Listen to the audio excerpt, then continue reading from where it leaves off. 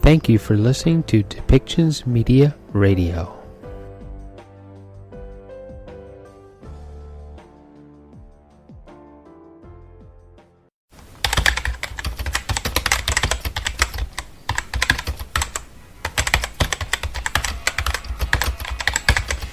Welcome to Policy and Rights, the show about human rights and government policy.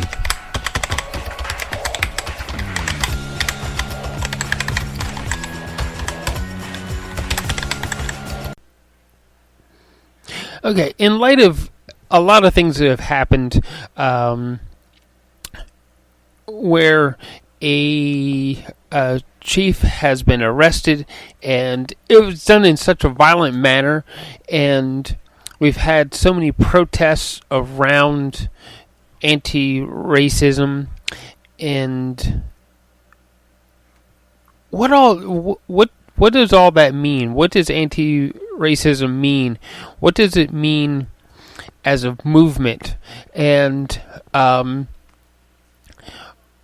we see the hashtags, Black Lives Matter, and what does all this really mean for us as a country, as people, as just citizens of our planet? And we have had the opportunity to here in BC to have a virtual town hall where this was the conversation, and out of that conversation, some of the comments that were made in there were also around how do we deal with policing people? How do we deal with getting diversity into all of our institutions and systems? So why don't we listen to the virtual town hall meeting, and for the most part it's going to speak for itself, and we will talk to you all later on. So listen to the BC virtual town hall on racism. That everyone stay healthy and have the peace in their hearts and communities as everyone deserves. So with that, thank you so much for joining us for this virtual town hall meeting on anti-racism. On the panel are individuals who are all strong advocates for racial equity and equality. They each bring a wealth of experience and insight to the issues of racism and hate. They are Patricia Barkaskas. Patricia serves on the BC Multicultural Advisory Council and the Ministers' Advisory Council on Indigenous Women. Welcome, Patricia. Thank you very much. Thank you. And the next speaker we have on our panel is Dr. Ismail Torre. Dr. Ismail is also a member of the BC Multicultural Advisory Council and someone who we look to be a great advocate for the multicultural community. Welcome, Dr. Ismail. Thank you. Thanks for having me. And next, I have a good friend and my colleague, the Parliamentary Secretary, Ravi Kalan, who is also the MLA for Delta North and the Parliamentary Secretary for Forest, Lands, Natural Resource Operations, and Rural Development. Welcome, Ravi. Thank you, Minister. And as well, we have our ASL translator, Nigel Howard. Welcome, everyone. I'm so glad that you're able to join us today for this very important discussion. It's going to be a very thoughtful discussion for all of us. Racism is top of mind for all of us. And over the past weeks and months, we have witnessed horrific acts of racism. At the same time, I think we are also witnessing moments of hope as discussions on how to dismantle racism have taken on new urgency. The harsh reality is that many in our community face racial discrimination as part of their daily lives. This town hall on racism is an opportunity to have open dialogue on how we all can work together to defend our multicultural heritage and fight racism, hate, and discrimination. We want to talk about how we can address both individual acts of racism and systemic racism, the policies, the procedures and behaviors that create disadvantages for racialized people. I want to acknowledge the impacts and trauma that racism have caused for far too many people, and that today's conversation could be triggered and can be difficult for some people. Supports that are available are services such as Victim Link BC at 1-800-563-0808. And one more time, it is Victim Link BC at 1-800-563-0808. So this will be a valuable resource for anyone. Please do reach out if you or someone you know is in need of these services. So before we begin, I want to give a quick overview of the next hour of our virtual town hall, how it will go, and then we'll get straight to these questions. Patricia Barkaskas will start us off with some brief remarks, and next we will hear from Dr. Ismail Torre, and then Parliamentary Secretary Ravi Kalan before we take questions. For those of you who have a question and were unable to submit it ahead of time, you can ask it in the comments section of the live event here on Facebook. So we got a lot to cover. Let's get started. It is my pleasure to introduce Ms. Patricia Barkaskas. Please, Patricia. Thank you, Minister. It's a pleasure to be here today to talk about what is obviously a difficult topic for everyone, but especially, of course, for those who are affected by the racism that we see taking place today and which has historical roots in the place we now call Canada. I would like to begin by also acknowledging the traditional, ancestral, and unceded territories of the Squamish, Musqueam, and Tsleil-Waututh people, because that's the territory that I'm on here in Vancouver today. And as a Métis person from Alberta, I want to acknowledge that I am an uninvited guest on these territories. And I always am thinking about that as I endeavor into the work that I do as a lawyer and a law professor. I'm the academic director of the Indigenous Community Legal Clinic, and the work that I do with the government through McHugh and on MAC is a very important part of conversations taking part in the province around how we can move forward on anti-racism and anti-racist futures. Thank you, Patricia. And thank you so much for your contribution to all the committees that you sit on with your valuable resources and participation. Next, we will hear from Dr. Ismail Torre. Please, Ismail. Thank you very much, Minister Kang. Greetings to everybody. I'm here with a heavy heart. I'm here with sadness, disappointment, indignation. I think we should make space for the body and emotions to speak and not just be thoroughly intellectual with this conversation. This hits home. This hits home for me in more ways than one. I'm a settler here in BC in Canada. And so there is a lot of importance that I give to making sure that anti-Black racism is also in conversation and in alignment with such recommendations that come from the TRC, the UNDRIP, and other anti-colonial, decolonial, Indigenous recommendations. And our struggles in some ways are similar. But all stand united in fighting COVID and in fighting racism. Next, we have Parliamentary Secretary Ravi Kalan. Ravi? Thank you, Minister. And I want to start off by acknowledging that I am on the traditional territory of the Coast Salish people, the Tsawwassen, the Musqueam, the Katsi, the Kwikwetlem, and the Kwantlen peoples. And I just want to echo some of the comments that Dr. Torre just made. And it's been a very hard weeks. And I feel that in the words that were just shared. And I think it's important to say that, Black Lives Matter.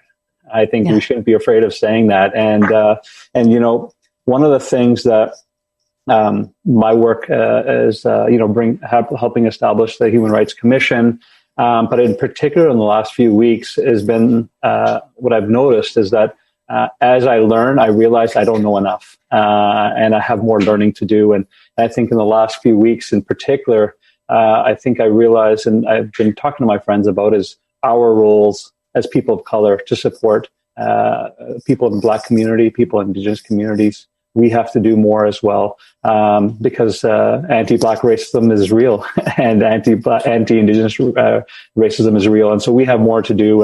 And so today I look forward to learning and listening to the panel.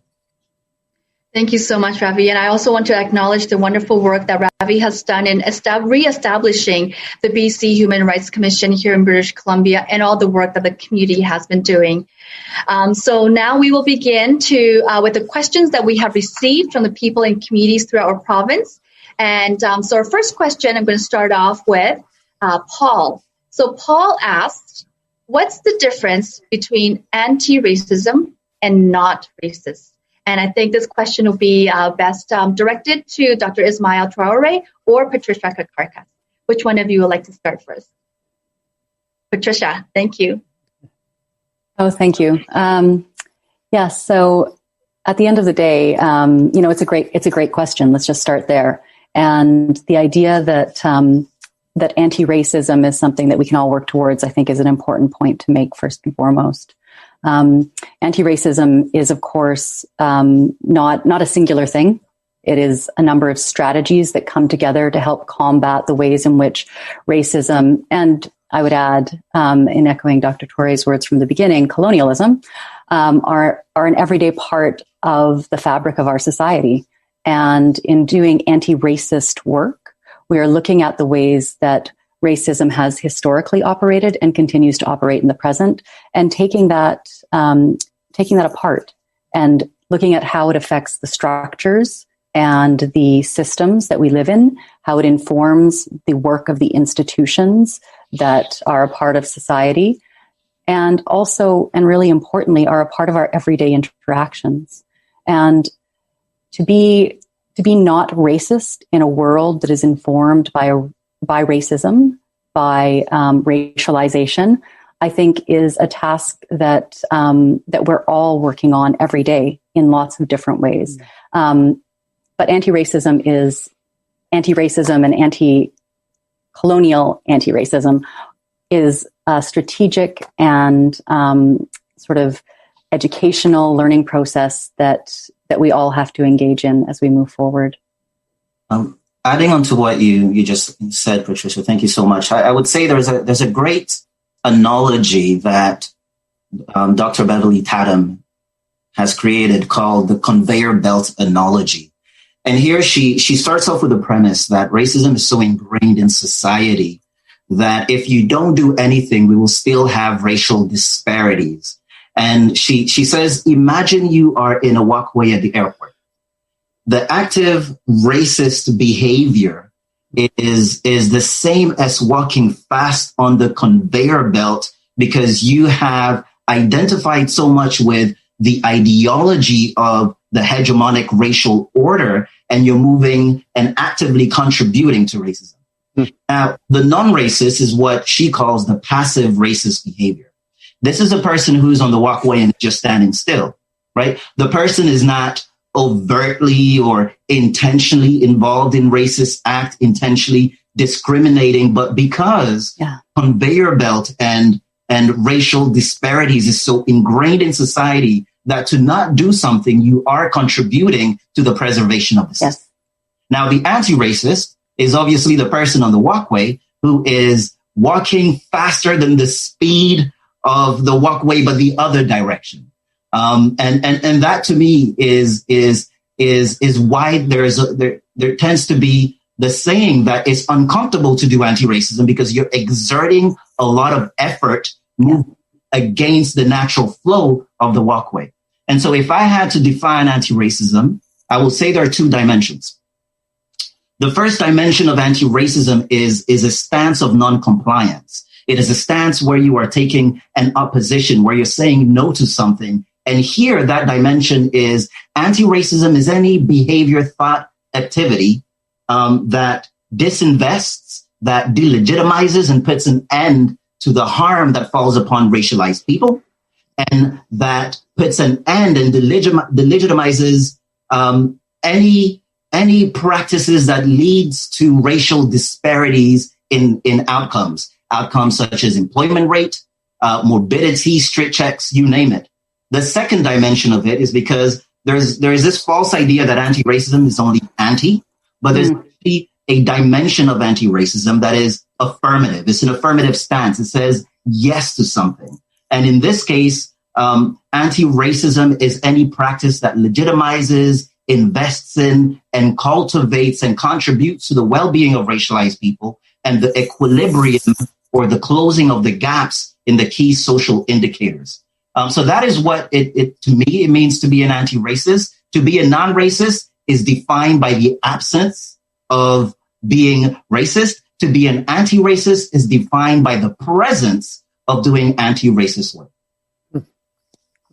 Thank you so much, Dr. Torre. That's a very thoughtful comment. Certainly, when we are talking about racism and anti-racism, action and inaction plays a huge role in how we are standing in unity and are providing comfort and also being very encompassing for everyone. So thank you so much.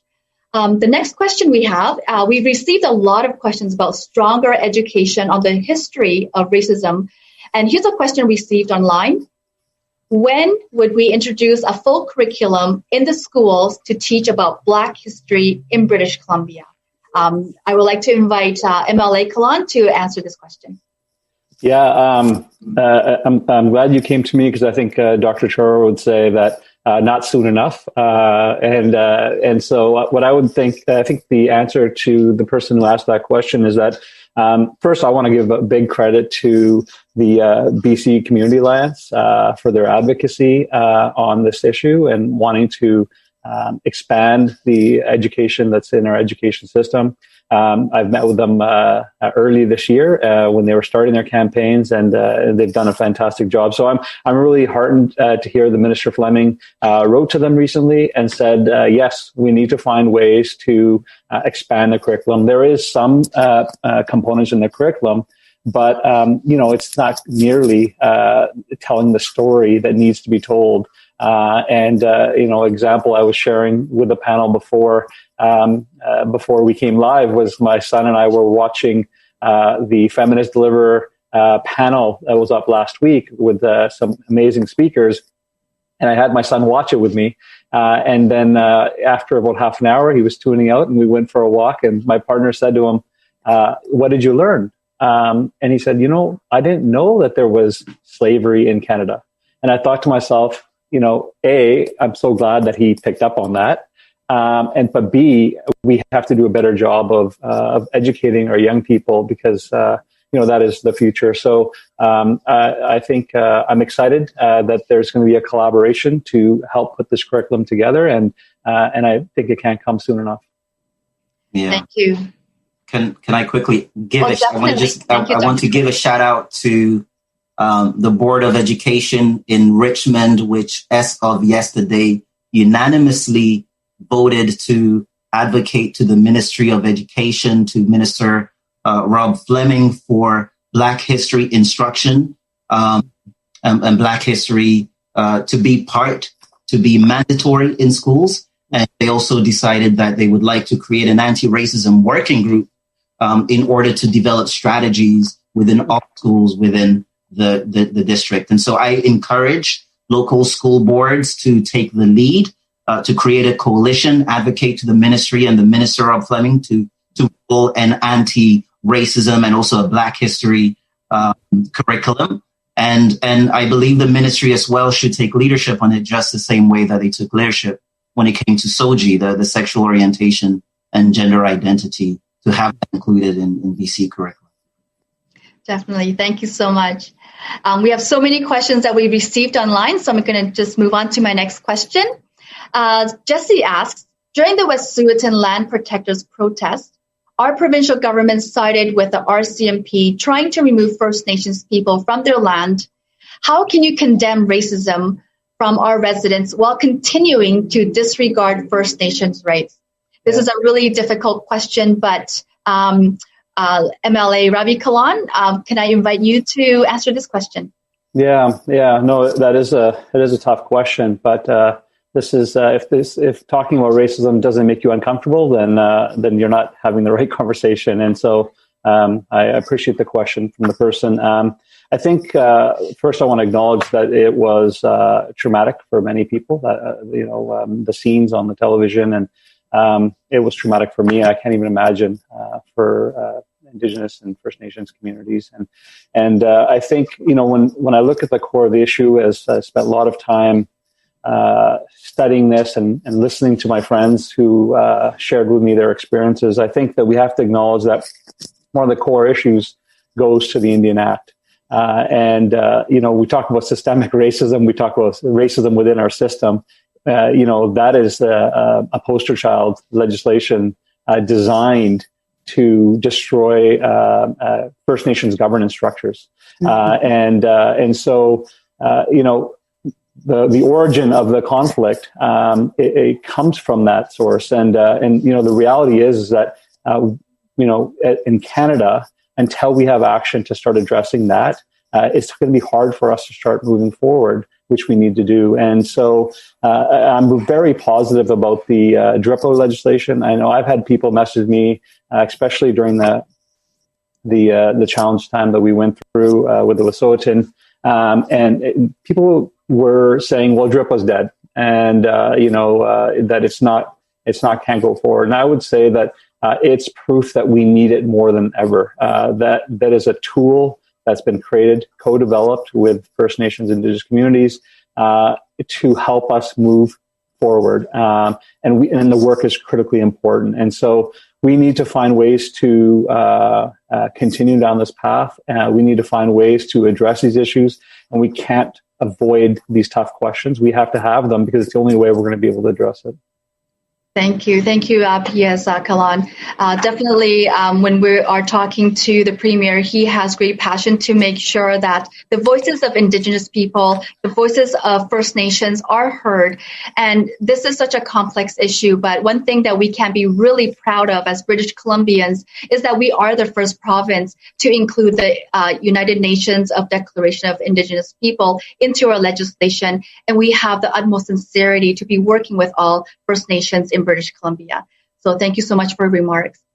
Question number 4 is received by Corey. And Corey asks, what changes will be made to the role of our police officers and what changes will be made to the role our police officers have within our community, especially when it comes to our most vulnerable populations like the homeless or mentally ill, many of which are part of a minority group? Is it even appropriate for a police officer with no mental health education background or cultural awareness training to be handling this type of situations? I would like to invite Dr. Ismail Torre to answer this question.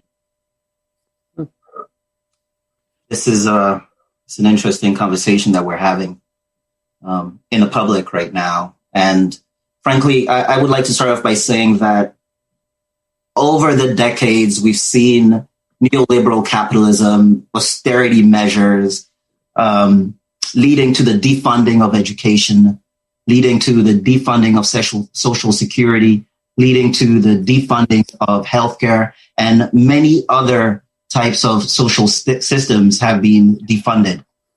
And I think now it's also the time to have a conversation about how these systems that lead to social equity, and we know there's a positive relationship between social equity and well-being.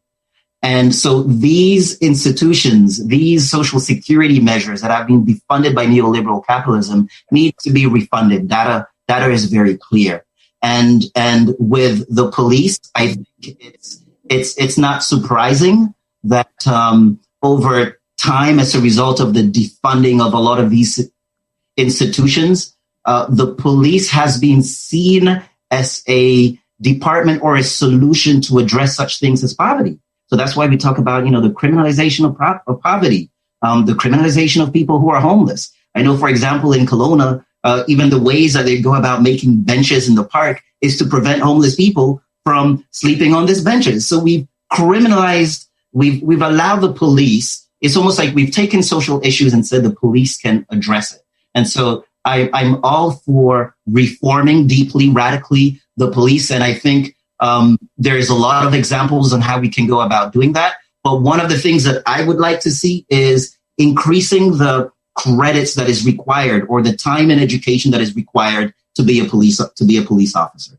I think right now they only need 30 credits to get a 4-year undergraduate. You need 120 credits. And so they only do, like a year in order to then be able to be police officers. I think that's not enough. We need to increase the amount of time they receive education so they can learn all these other important things that we're trying to downstream into training. Training is not enough. There has to be a deep, longer time spent learning about the ins and outs of policing.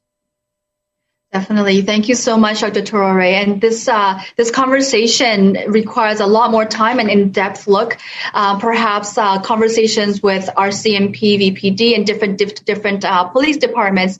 But certainly, we really want to thank you for your intake in this. Our next question is someone who wishes to remain anonymous.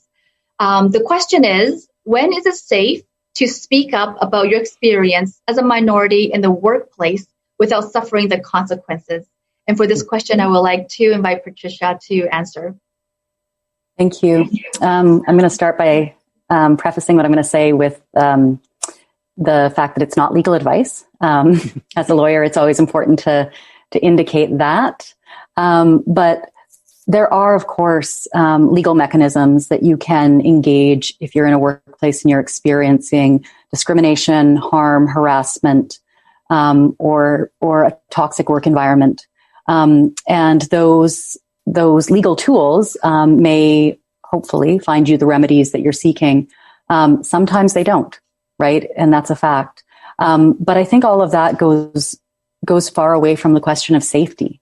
Because legal mechanisms, in fact, don't always keep us safe at all. In a system where we have systemic and structural racism and colonialism built into our legal structures and tools, policies and practices, those systems can sometimes be incredibly harmful in and of themselves.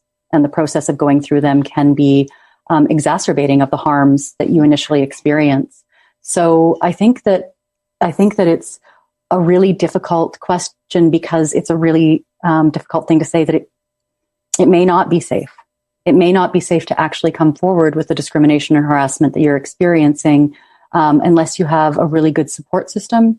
And even when you do, we see it over and over again, right? Cultures of racism exist within workplaces, within institutions, within our structures. And so I just want to really emphasize that this idea of safety and the creation of safety happens when you work in an environment where there is an anti-racist strategy in place, right? When you have an anti-racist working group, when you potentially have an ombudsman person that you can go to who is meant to assist you in that advocacy and be your representative.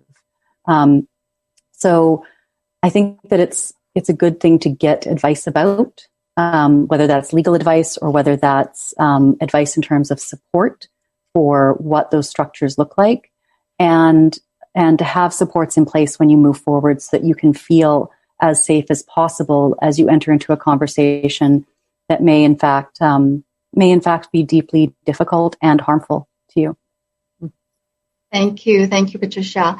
As well, I just want to let everyone know that we do have a provincial program that is up and running. It is our Resilience BC network program, and this program will be connecting 40 different communities to a hub that is VIRC, Victoria Immigration and Refugee Center Society. And so, as Patricia has said, sometimes coming forward to speak to people in authority may not be the best place, but perhaps a nonprofit organization or some place that is in your community that you have a relationship with, or there is no conflict of interest, that you can come forward and talk about it. As well, I want to direct everyone to our resilienceBCnetwork.ca. Inside this website, there will be a lot more answers or programs or issues that you may look into. So I just wanted to point to everyone a resource that is out there. This is a new program that the government has put up just yesterday. So this is in its birthing stages. Please visit often, because information as it's needed and as it is requested by the community will be put up by our Hubs and Spokes Resilience BC program. So next to our next question. Our next question is from Amelia. Amelia asks, some people have been suggesting that we should not be contacting police if we experience or witness racist incidents, because the act of contacting police can be harmful to certain communities, particularly Black and Indigenous communities. And that by contacting police, we are actually participating in the oppression of some communities. I was wondering, Dr. Ismail, what is your response to this? I think it's a great question, and you can go either way, but I would like to not... I think I can't say yay or nay. You know, there is a third space that is not based on this dichotomy of whether I should call the police or not. In fact, I think this question highlights the fact that we need additional infrastructures or organizations or professionals that we can call upon, that racialized people can call upon if they are victims of racial violence, if there are survivors of racial violence. There needs, like, not everything has to be criminalized. And the way as well that racism is defined by the police, and it tends to be, it has to be overt, it has to be intentional. There are many other forms of racism that do not meet this very specific type of criteria, but are just as impactful and harmful. And so we need to literally create a wraparound service to support survivors of racism. We need to start to think outside of a punitive, paramilitary policing system in order to support people who are victims of violence. So I can't say yeah or nay. All I can say is that this question highlights that we need additional resources, such as social workers, psychologists and therapists who have a background and a practice in anti-oppression and anti-racism and the likes. Thank you, Dr. Ismail. Certainly, this is not a very easy conversation to have. But being able to trust in our authorities, whether it's the police or the government or your community Hubs and Spokes resilience program, this is one that everyone will be struggling with in the next little bit. But I'm hoping that the community will come together in unity to be supportive for each other. That's very important. So thank you. The next question is from CJ. And CJ is wondering, how do you recommend responding to racist comments and dialogue when commenters just say they are exercising their rights to the freedom of speech? This question, maybe MLA Kalan, would you like to take this question? Yeah, it's, I did a consultation last summer traveling through the province on this topic of racism. And this topic comes up a lot, for example, I said Black Lives Matter, and, often people respond with, well, all lives matter. Well, you know what? Yes, of course we know all lives matter. But, right now we're saying Black Lives Matter. And we've got a crisis that is in front of us. And we need to be able to be comfortable to acknowledge that. Because if we can't even acknowledge that, how are we going to start addressing the core issues that we have? And so, I think it does lead to a bigger question around how do we have these conversations of racism? We have to try to create some safe spaces for people to have them, but we have to also acknowledge that it's not a safe conversation. And if you're not feeling uncomfortable, then you're probably not addressing the issues. And so, what I would say to folks is that we need to find ways to to engage with people, to have these conversations. People need to take some time and learn and read. I've said it early on. I myself don't know enough, and so I try to educate myself on it. I still am not right all the time, but I'm engaged. I think we need more of that in our society. Thank you, MLA Kalan. I would like to ask Patricia to share her thoughts as well. Thank you. Well, I think that the sort of free speech, hate speech debate is one that we've seen a lot of in the news, in the social sort of medias, as it were. But really, at the end of the day, one of the things that I spoke with Dr. Torre about earlier, and in our conversation, we had a really great conversation where one of the things he talked about was, why is free speech the ultimate goal, right? And in saying that, we went on to discuss how, at the end of the day, accountable and responsible speech, respectful engagement ought to be our goal instead. And so I think that, again, if somebody is engaging in racist comments and dialogue, asking them to stop, telling them that you think that they're being racist is really important, but not engaging this idea around free speech, because at the end of the day, it's probably not contributing to the kind of dialogue that we want to be having to move things forward and do the work of actively engaging in anti-racist work. Thank you so much, Patricia. So our half-hour mark is now up, and thank you so much to the 300 questions that we received online that was received previous. So now we're going to look into online people who are sending questions, and we have a lot of questions here today. I would like to direct the first question to MLA Kalan. The question is from Lydia. Lydia asks, is the government ready to address systemic racism in a systemic way? It's time to fund and create a systemic approach to end racism. Yeah, thank you. I think Lydia was the person who asked the question. Thank you for the question. And, we've been having conversations at the MAC when I was there in the previous role on this, but I've been having conversations with my colleagues within government. And I think, lately people have been saying, well, we've had across the country premiers now wanting to acknowledge that systemic racism exists. And Premier Horgan's, I think, the only one that's come out and said, yes, we have racism within our institutions. And so the question, I think, is what does that systemic racism look like for me? We know that people, the Black, Indigenous, people of color, are the folks who are getting the minimum wage or in the minimum wage jobs. We know that labor laws don't support these communities. We know that over the higher number in the poverty stats are Black, Indigenous, people of color. And so when we know those things, I think one of the critical important ways is to address the inequality, the income inequality and inequality in society. And so, when you address, when you raise minimum wage to make it closer to a living wage, I think that's a good way of addressing systemic racism. When you strengthen labor laws, you are taking steps to address systemic racism. But I think, what really needs to help drive this, and I give all hats off to the folks on the Multicultural Advisory Committee, and they've been advocating nonstop, is we need to start collecting race-based data. Because I think that, when you have race-based data, you can make the case to the public, so the public can see what the challenges are and the reasons why we need to address them.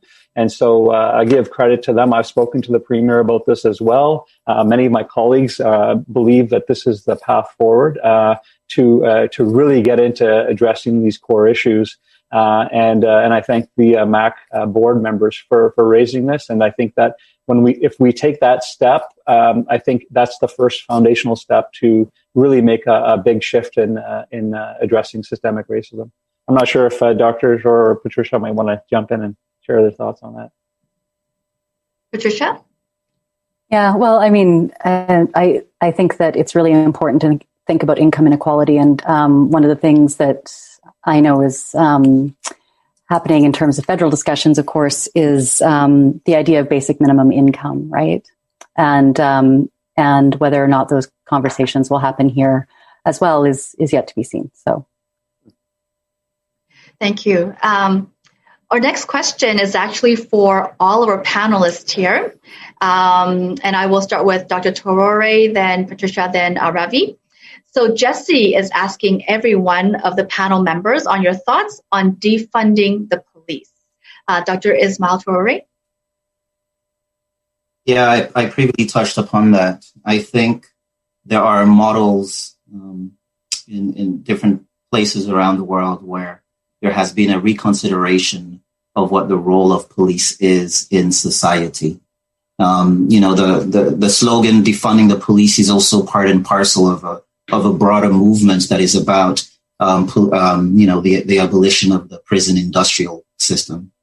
And so I'm of the idea, for instance, that we definitely need to reconsider the amount of budget that we provide to police forces. I know in Vancouver, about 20 to 21% of the municipal budget goes to the police, and they've been very squeamish just when the mayor suggested a 1% decrease in their budget, but simultaneously are also acknowledging that they are not the best service in order to address, for example, calls for mental health intervention in episodes. And so absolutely, there have steps that have been taken in Minneapolis and also, I believe, Los Angeles, where radical steps are in the process of being taken to reconsider policing.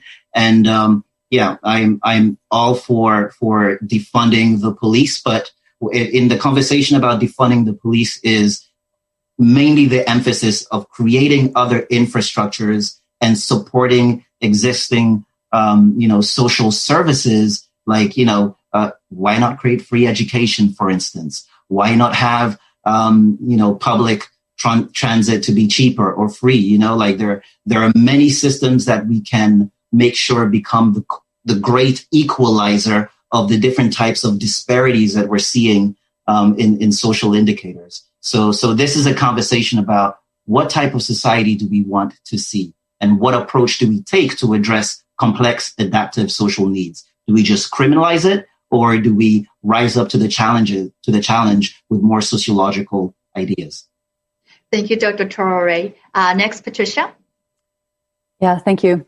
I agree. Defunding the police and abolishing the prison industrial complex are something that need to happen. And yes, of course, they need to be replaced with infrastructure that absolutely supports a realignment of our values and a realignment of values that are anti-colonial and anti-racist, and which are humanizing instead of dehumanizing, and which allow people to prosper and get the supports that they need.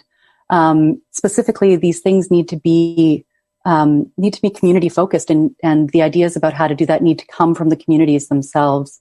Especially in the case of Indigenous communities, certainly there are infrastructures that were in place for millennia and time immemorial here in these lands, where people knew how to deal with their issues and had laws.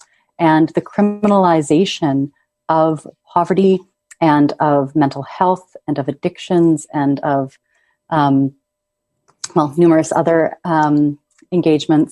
public engagements is not getting us far at all.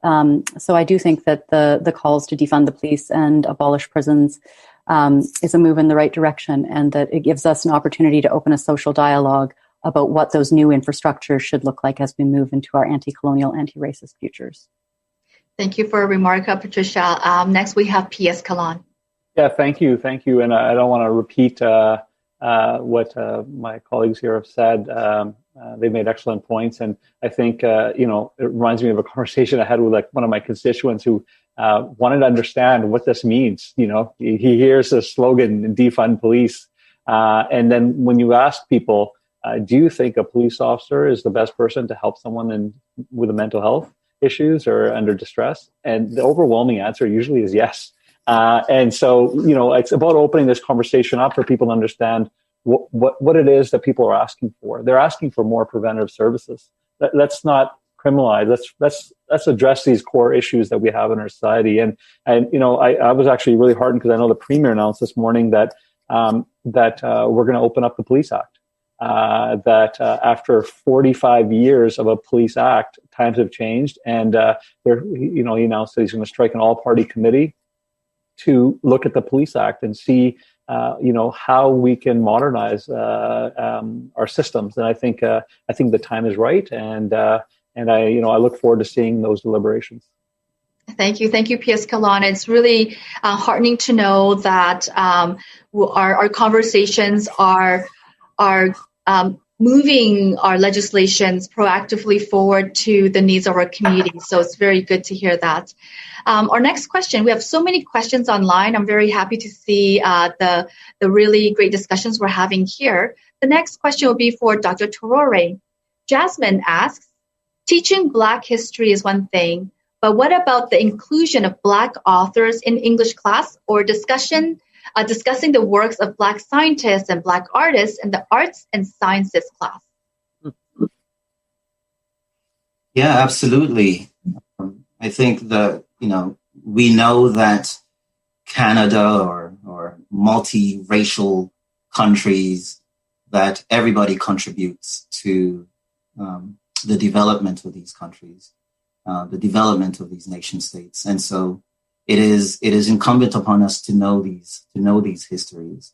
One thing, if there is one lessons or great impact that we can see from the Afrocentric school in Toronto, which is about 10, 11 years in its making now, is that the students in this Afrocentric school say that they have a sense of community, a sense that they count, reflected in the curriculum. It's a very important time for emotional development, social development, self-esteem.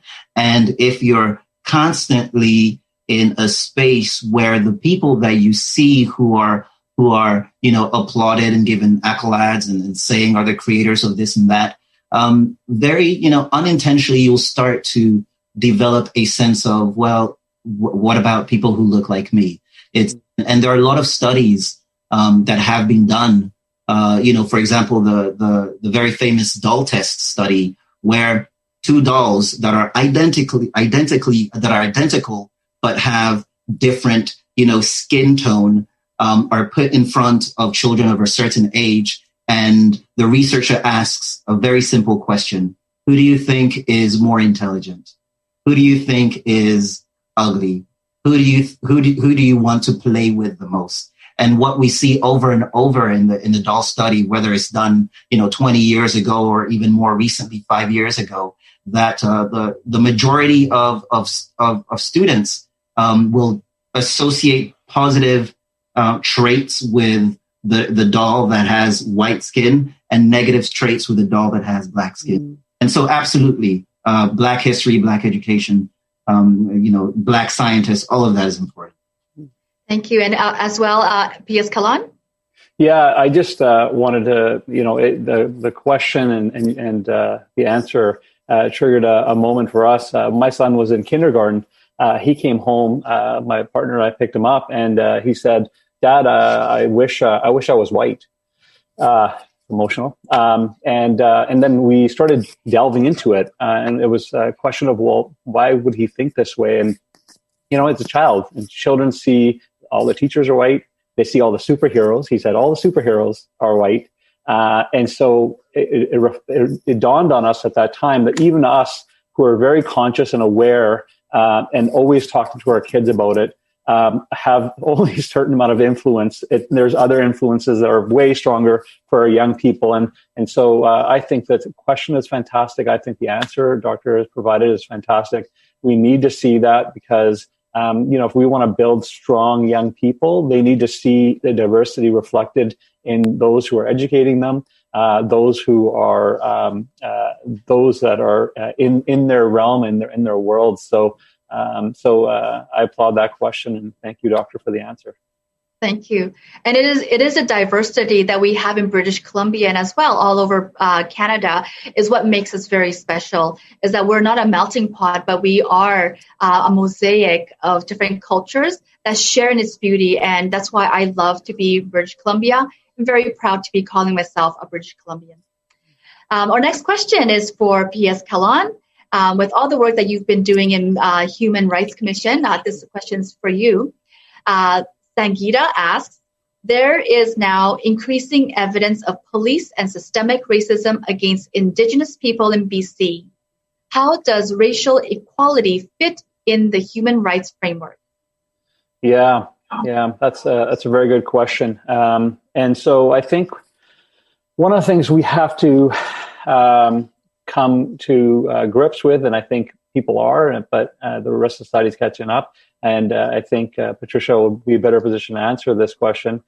Is that the population, the policing of people of color, Black and Indigenous people is at a higher rate than everywhere else. And I know in Ontario, for example, the Human Rights Commission had significant reports on car checks and getting rid of car checks. Also having police track their who they pull over and how often, and the data that came out of it was mind blowing. And so when we look at Indigenous communities, I have traveled.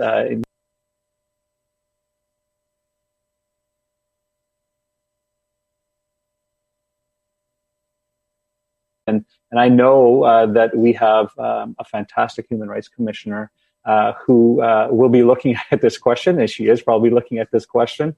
And because sometimes the answers to address these issues are not within government.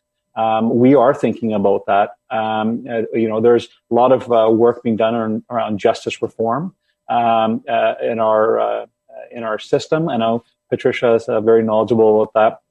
And so maybe I'll let Patricia answer that because she's got much more information on that than I do. Thank you, Patricia. Yes.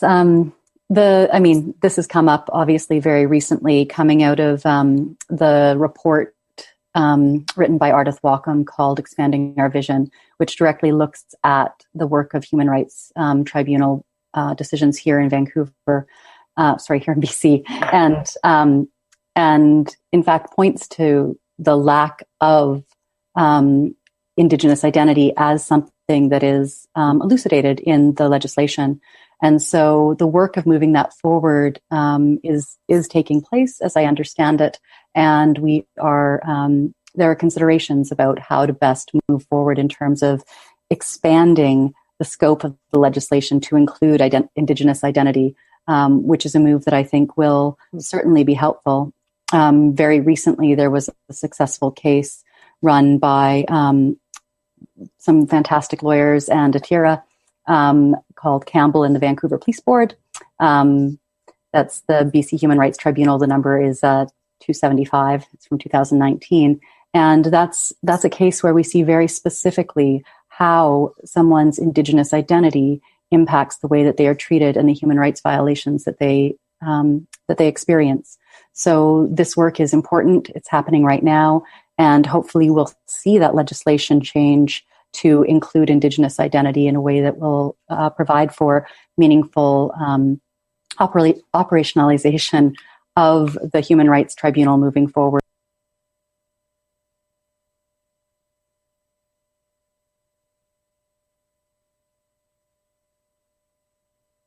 Coming out of that report is also to consider just how the process of human rights complaints takes place, and to look at the education and training of Human Rights Tribunal members.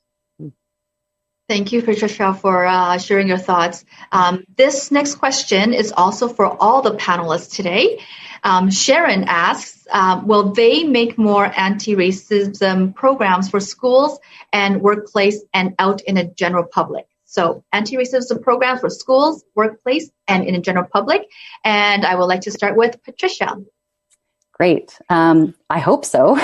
And I think that that's something that the government should be responding to. And if that's what the public is willing to fight for, then I think that the government will respond to it. So not to put too fine a point on it, but this is exactly what should be happening. Certainly, we need to engage in educational campaigns through all institutions about how to change the way that we address anti-colonialism and anti-racism. Thank you. I would like to direct the next response to PS Calon. Yeah, I think the answer is clear. We need more, and I think there is a hunger for more, and clearly, when you have over 10,000 people gather peacefully to demonstrate, there's a desire from the public for this anti-racism training. So I think we need it in schools, both K-12 and at the university level. I think we need to find ways and provide resources for principals and teachers and others as well. And education is the key. And so, I think it's very needed and important. And I don't think Dr. Torre will disagree, but it's something that's been raised at our Multicultural Advisory Committee many times. Thank you. And Dr. Torre? Yeah, and just not to reiterate, I will like to say the anti-racism education, anti-racism programs need to also be decolonial. Bonita Lawrence and Zainab Ahmadahi have written an amazing article on how sometimes the language of anti-racism can reassert colonialism, can reassert the assumption that land is still not in contest. And so I will say absolutely we need more of it, but it needs to be in conversation with our indigenous thought, indigenous literature, indigenous communities. Thank you. And definitely this conversation is for everyone. Our ministry is actually working cross ministries with post-secondary, with Rob Fleming and K-12, but with social poverty as well as public safety. This topic is not just within the multicultural ministry, and there is now a built expectation as we are having our conversations. We're building expectations that it is socially unacceptable to not be to be racist and not to be inclusive. So I'm hoping that as we and everyone engage more and more in conversations and in communication, what is acceptable and what is not. And sometimes I understand that part of it could be ignorance. So education is very important, but as well, speak up, share your beautiful culture, and make sure that people are not accidentally being ignorant about certain race or cultures or values. And so it's up to all of us to really share, but definitely the government is on board. Resilience BC, our hubs and spokes program will be up and running. It's already up and running, especially with our hubs and works program in Victoria. We will continue to take questions until 4 p.m., so please keep the questions coming. Our next question is by Melissa, and this is a question for PS Calon. Melissa asks, how can people running community programs such as sports teams and groups and etc. ensure these programs are being done in an anti-racist way without further imposing on racialized people? Yeah, that's an excellent question, and thank you to it's Melissa that asked that question. I'm glad that you're thinking about that, Melissa, because I spend my life in sport, and I believe sport has the power to transform societies. I'm passionate about that. And so what I would say is that the best way for your sport club organization is to reach out and get your organization to hire a consultant. There are people that do this work, that help build structures, that help educate coaches, you can't expect them to do the work for free. That's not on, but there's tons of organizations that do this work. They come in, they work with their coaches, they work with their managers, they help build the guidelines and frameworks for your organization. And this is for arts groups. This is for whether you're a government agency or nonprofit. And so I would say that there's lots of ways to do it. Reach out. Also, a good way is to push your your governing sports bodies as well, because change doesn't come from the top. The change will come from bottom. And so we need to ensure that you push your governing sports bodies to have that critical lens. And I know that Dr. Torre and Patricia may have thoughts on this as well. Dr. Torre? Yeah, I would suggest any organization to use a racial equity lens and take a look at the system of the organization, your operation, where you put your budget, who are the stakeholders and right holders you have relationship with. In the same way that we have a GBA plus, a gender-based analysis lens, I strongly recommend that organizations apply a racial analysis lens as well to make sense on how far along the spectrum of being a racially homogeneous all the way to a fully anti-racist organization it is. Thank you. And I notice our hour is almost up, but we have one more question. And I would like to invite all panelists to answer this question if you have. So Pierre asked, how can we get more Black and Indigenous teachers in public schools? We need more in Port Coquitlam as role models. So I will start with Dr. Torre. You hire them. We hire them. Yes, give them opportunities. We hire them. They're around. And as well, we want to make sure that opportunities there for people of all colors, but especially Black Indigenous people. Please apply. Our students need you. They apply. Yes. No, they're applying. Yeah. Yes, P.S. Kalam, would you like to go next? Yeah, I don't think I can summarize it better than Dr. Torre. We need to look at our organizations and think who's here and who's not here. It sounds very simple, it's hire them, but it is that. And it's also creating education and training opportunities. I know that there's been some recent programs in Ministry of Advanced Education to increase the opportunities for educators, especially Indigenous and First Nations educators, to get in. It's also, I think, rethinking our education system. I'll have to say the curriculum change was a big step forward. The recent curriculum change was a big step forward. Our kids my son, again, I'll use him as an example, but they're learning things around First Nations, Indigenous communities that I did not learn until I was 21, 22 years old. And that's embarrassing for me to say, but it's the truth. And so, the way to change the system, the way to change the education system is by ensuring that the voices, the lived experiences are there in front of the classroom. And it's critically important. So. Definitely. Every teacher brings something different to the conversation, into the classroom, just a wealth of information. I'm going to invite Patricia to give the last remarks for this question.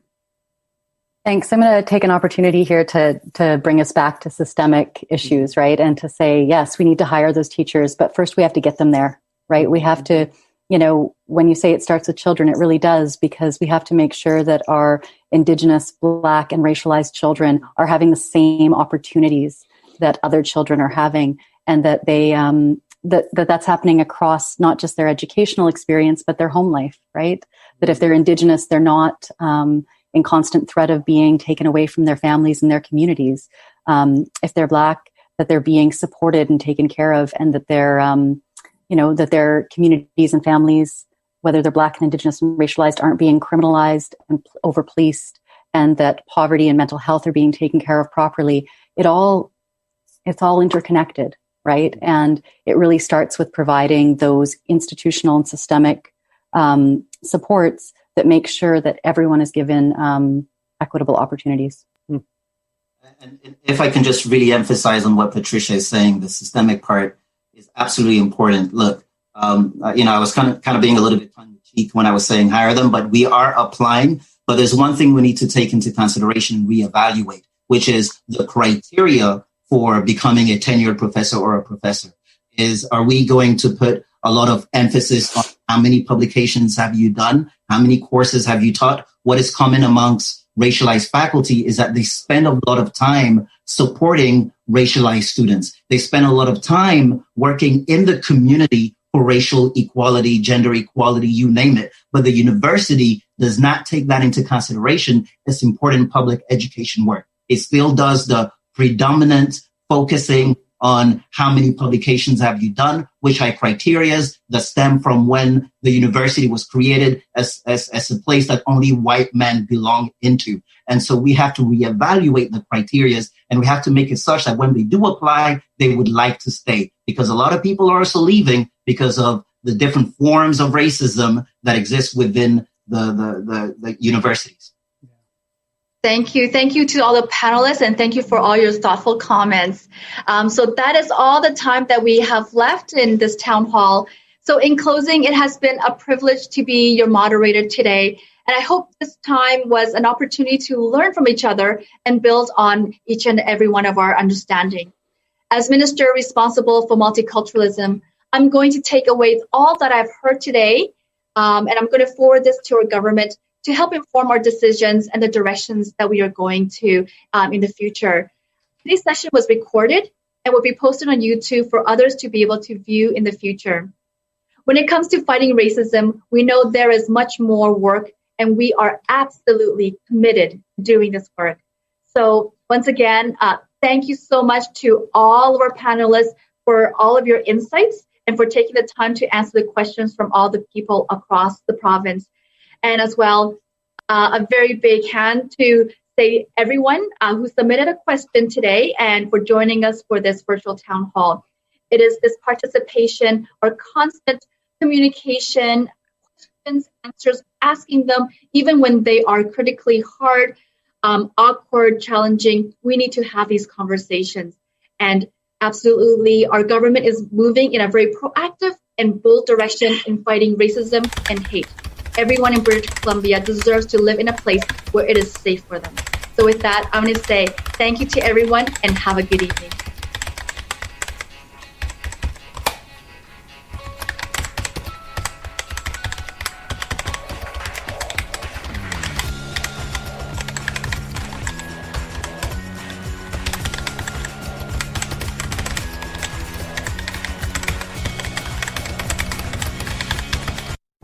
This show has been produced by Depictions Media.